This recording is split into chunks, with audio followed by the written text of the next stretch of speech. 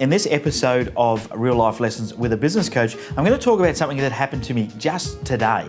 And the whole reason I'm going to do this is because today I had a terrible customer service experience. And I think it's really important as a business that you understand about looking after your customers and why that is key. I see all the time businesses, and I'm talking about a large organisation here today. It was an organisation called Foxtel. You may well be well aware of who they are. The problem with big companies like that is they get to a point where they know two things. Number one, they've got a monopoly. And number two, that you know what, if they lose one customer, it's not going to kill them. But the reality is that they're in control and they really don't have good customer service in place. And I think there's a lot of lessons we can learn from some of these organisations that have got to the point where they're past caring about their customer or what not to do. Because I really think that if there was a really good competitor came into the marketplace, that besides the fact that'd probably make it really difficult for them and that someone would probably sell out because everyone has a price if they did come in as competition. But the reality is if someone was to come in and compete with Foxtel and do it just that little bit better, they'd go broke. Why? Because their customer service sucks. And I just don't think it's very good for any business, no matter what your position is, no matter whether you have a monopoly or not, to treat your customers in a way that is below par is not on. Now, just to give you an idea of what happened. One of the things that these, and it's not just Foxtel, by the way, it's all these big companies. I got an SMS from them, and the SMS said that my credit card had failed. Now, the reason for that had happened, I knew that was going to happen because my credit card had been skimmed. The bank worked out pretty quickly there was some fraud going on with my card. They cancelled it, and they were sending me a new one.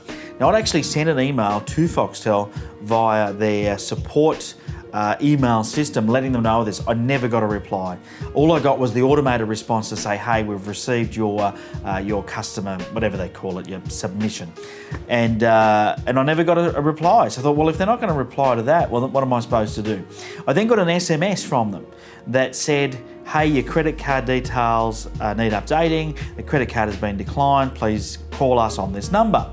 Well, I thought, you know what, they're sending me an SMS, I'll just hit the reply button, right? That's how we communicate. You send me an SMS, you expect to be able to get a reply. No, that's not how it works in the world of these big companies. I pressed reply, I typed in my message, I said I let them know and said I'm waiting on some new credit card details because my card was skimmed.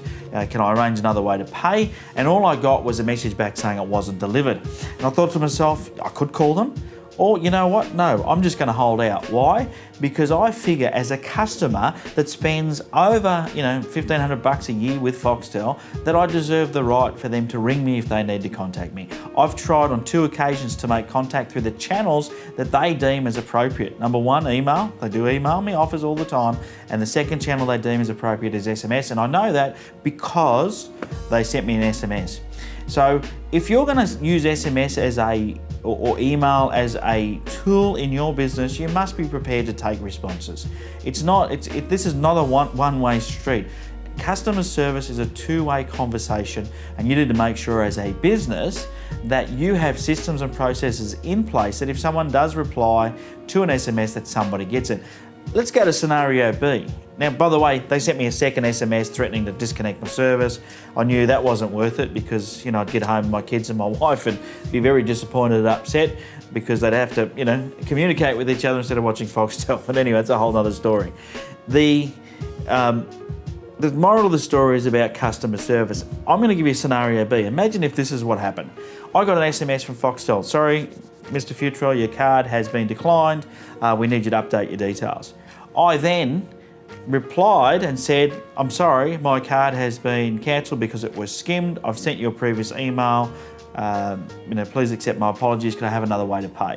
They replied and said, oh, sorry to hear about your troubles with your card, Mr. Futrell.